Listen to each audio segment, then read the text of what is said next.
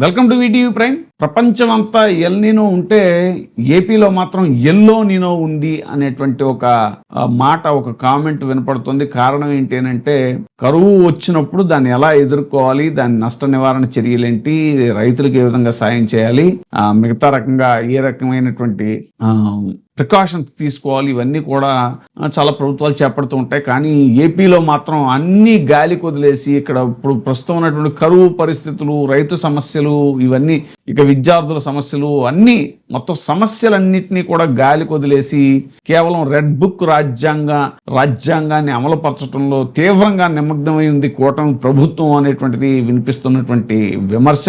ప్రపంచవ్యాప్తంగా ఎల్నినో అది Godzilla El Niño కింద మారుతోంది అనేటువంటిది కూడా చెప్తున్నారు.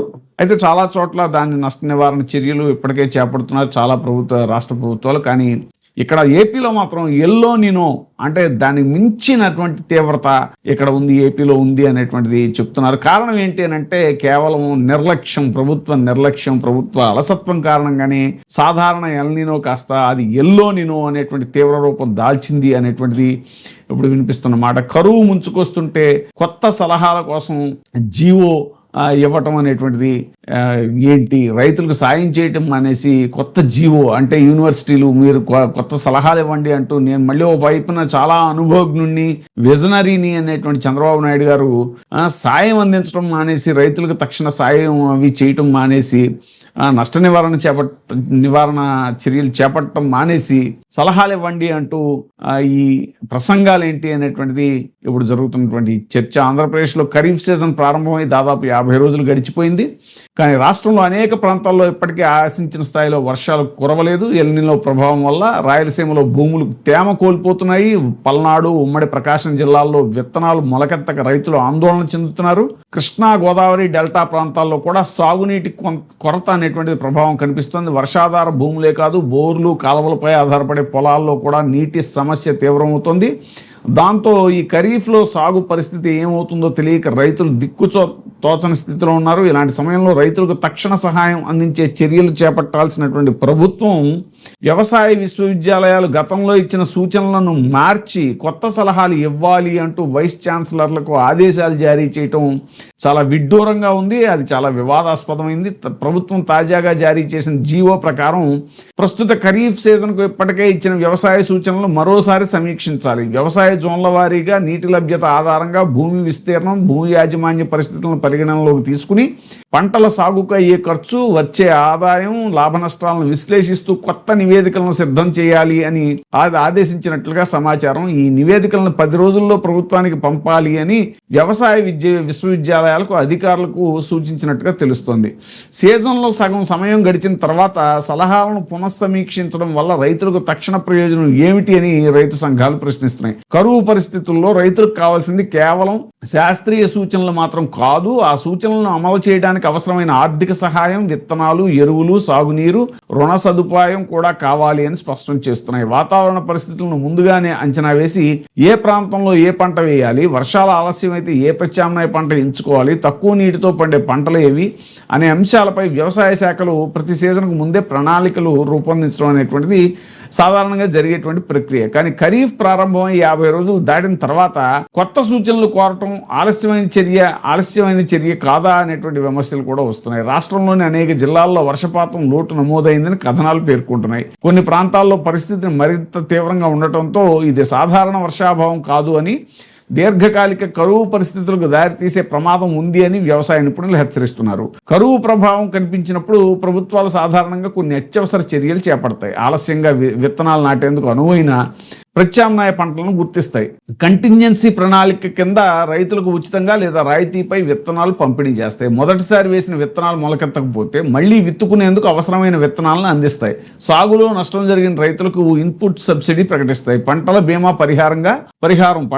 పరిహారం త్వరగా అందేలా చర్యలు చేపడతాయి. రైతు రుణాలను రీషెడ్యూల్ చేయటం, వడ్డీ భారాన్ని తగ్గించడం, ఉపాధి హామీ పనులను వ్యవసాయ పనులతో అనుసంధానం చేయటం, పశువులకు మేత కేంద్రాలు ఏర్పాటు చేయటం, గ్రామాల్లో తాగునీటి సమస్య రాకుండా ముందస్తు ఏర్పాట్లు చేయటం ఇలాంటి చర్యలు తీసుకుంటాయి. అయితే ప్రస్తుత రాష్ట్ర ప్రభుత్వం ఈ చర్యలపై స్పష్టత ఇవ్వకుండా కేవలం కొత్త సలహాలు నివేదికలకే పరిమితం అవుతోంది అని రైతు సంఘాలు ఆరోపిస్తున్నాయి. ప్రత్యామ్నాయ సాగు లాభసాటిగా లేకపోతే దాని జోలికి వెళ్లొద్దని రైతులకు చెప్పడం పరిష్కారం కాదు అని వారు అంటున్నారు. ఎందుకంటే వర్షాలు విఫలమైనప్పుడు రైతు ఒకసారి కాదు కొన్నిసార్లు రెండోసారి కూడా విత్తనాలు వేయాల్సి వస్తుంది. ఇప్పటికే పెట్టిన పెట్టుబడి నష్టపోతుంది. మళ్ళీ విత్తనాలు కొనాలి, మళ్ళీ భూమిని సిద్ధం చేయాలి, ఎరువులు, పురుగు మందులు, కూలీల ఖర్చు అదనంగా భరించాలి. ఇలాంటి విపత్తు సమయంలో రైతుపై పడే అదనపు భారాన్ని ప్రభుత్వం పంచుకోవాలి అని కేవలం లాభ నష్టాల లెక్కలు చెప్పి సాగు మానేయమని సూచించడం సరైన విధానం కాదు అంటూ రైతు నాయకులు అభిప్రాయపడుతున్నారు. ప్రభుత్వం మాత్రం వ్యవసాయ సూచనల్ని మరింత ప్రాంతానుకూలంగా శాస్త్రీయంగా రూపొందించేందుకే ఈ సమీక్ష చేస్తున్నట్టుగా వివరించే అవకాశం ఉంది. కానీ రైతుల ప్రశ్నలు మాత్రం ఒకటే, పంటలు ఎండిపోతున్న సమయంలో నివేదికలు ఎప్పుడు వస్తాయి, ఆ నివేదికలు అమల్లోకి ఎప్పుడు వస్తాయి, అప్పటి వరకు రైతును ఎవరు ఆదుకుంటారు? ఇది ఇలా ఉంటే రాష్ట్రంలో ఎరువుల కొరతపై కూడా రాజకీయ విమర్శలు కొనసాగుతున్నాయి. ఇక్కడ ఒకసారి పాజ్ చేస్తే మనం ఈయన చంద్రబాబు నాయుడు గారి ఈ పద్ధతులు ఎలా ఉంటాయనంటే, ఇప్పుడు ఒక మనిషి వెంటిలేటర్ మీద ఉంటే నేను ఆయుర్వేద వైద్యం చేస్తాను అంటాడు ఈయన, లేదా ప్రకృతి వైద్యం చేస్తాను అంటాడు ఈయన. ఎవరో మన ఆయన మంత్రి సత్యనారాయణ రాజులాగా. అందుకే ఆయన నియమించుకున్నారు కూడా ప్రభుత్వ సలహాదారుగా, ప్రకృతి వైద్య నిపుణుడు. వెంటిలేటర్ మీద ఉన్నవాడిని ముందు బతికించాలి. ముందు ఫస్ట్ తక్షణమే వాడికి ఏమి ఇవ్వాలి, ఏంటి ఇస్తావా, స్టెరాయిడ్స్ ఇస్తావా, ఇంకోటి ఇస్తావు, ఏదో ముందు వాడిని బతికిస్తే వాడు బతికి బట్ట కట్టిన తర్వాత ప్రకృతి వైద్యం చేస్తావో, ఆయుర్వేద మూలికలు ఇస్తావో, ఏం చేస్తావో, హోమియోపతి వాడతావు తర్వాత విషయం. ముందు అసలు వాడు చచ్చిపోతున్నాను అలో లక్ష్మణ అంటుంటే లేదు నీకు ప్రకృతి వైద్యం చేస్తాను అని చెప్పేసి అవన్నీ నువ్వు స్టెరాయిడ్స్ అవి వాడకూడదు, నాకు మంచిది కాదు దీర్ఘకాలికంగా అంటే ముందు వాడు బతకాలి కదా. తర్వాత సూచనలు సలహాలు. ముందు రైతు అక్కడ ఎండిపోతుంటే, పంట ఎండిపోయి రైతు ఎండిపోయి రైతు విలవిల్లాడిపోతుంటే తక్షణ సహాయం అందించాలి. పెట్టుబడి సాయం అందిస్తారా, పంటల బీమా అందిస్తారా, లేకపోతే ఇన్పుట్ సబ్సిడీ ఇస్తారా, ఏంటి ఇలా రకరకాల ఆ మార్గాలని అన్వేషించడం మానేసి మీరు సలహాలు ఇవ్వండి అని యూనివర్సిటీలను అడిగి ఆ సలహాలను మీరు ఎలా ఇంప్లిమెంట్ చేయండి, అలా ఇంప్లిమెంట్ చేయండి, వరి ఎక్కువ వేయకండి. ప్రత్యామ్నాయ పంట అంటే ప్రత్యామ్నాయ పంటలు పంటడానికి భూమి కూడా అనువుగా ఉండాలి కదా. ఇప్పుడు యాపిల్స్ తీసుకొచ్చి మీరు అమలాపురంలో పండించలేరు, యాపిల్స్ కాశ్మీర్లోనే పడుతాయి. సో అలాగా ఇది దశాబ్దాలుగా శతాబ్దాలుగా చేస్తున్నటువంటి వ్యవసాయ పద్ధతులను ఒక్కసారిగా మొత్తం మార్చేసుకోవాలంటే ఎవరో ఇంట్రెస్ట్ కొద్దీ చేస్తారు. ఫార్మింగ్లు అవి ఇవి వాళ్ళు ప్యాషన్ కొద్దీ చేసేవాళ్ళు ఒక 1% 6% ఉంటారు. ఇప్పుడు వాళ్ళని ఇన్స్పిరేషన్ గా చూపించేసి మీరు మొత్తం అందరూ రైతులందరూ కూడా ఈ వరి మానేసి ఎలా వెళ్ళాలి అని చెప్పేసి అంటాం అనేటువంటిది అదే. ఇప్పుడు వెంటిలేటర్ మీద ఉన్నోడికి ప్రకృతి వైద్యం చేస్తాను అన్నట్టుగా ఉంటుందన్నమాట. ఇక శ్రీకాకుళం జిల్లా నందిగామ మండలం పెద్దలవునిపల్లికి చెందిన మహిళా రైతు పినకాన కాంతమ్మ ఎరువుల కోసం వెళ్లిన సమయంలో మృతి చెందిన ఘటనపై మాజీ మంత్రి ధర్మాన ప్రసాదరావు స్పందించారు. వైఎస్ఆర్సీపీ నాయకులతో కలిసి కాంతమ్మ కుటుంబ సభ్యులను ఆయన పరామర్శించారు. రైతులకు సకాలంలో ఎరువులు అందక ఇబ్బందులు ఎదురవుతున్నాయని కూడా ధర్మాన ఆరోపించారు. కాంతమ్మ కుటుంబాన్ని ప్రభుత్వం తక్షణమే ఆదుకోవాలని డిమాండ్ చేశారు. ఎరువుల కొరతను అవకాశంగా తీసుకుని కొందరు బ్లాక్ మార్కెట్ కు పాల్పడుతున్నారు అనే ఆరోపణలపై ప్రభుత్వం చర్యలు తీసుకోవాలని కూడా ఆయన కోరటం జరిగింది. ఎరువుల లభ్యత, పంపిణీ, కాంతమ్మ మృతికి సంబంధించిన పూర్తి పరిస్థితులపై అధికారిక వివరణ ఇవ్వాలి అని కూడా ఆయన డిమాండ్ చేశారు.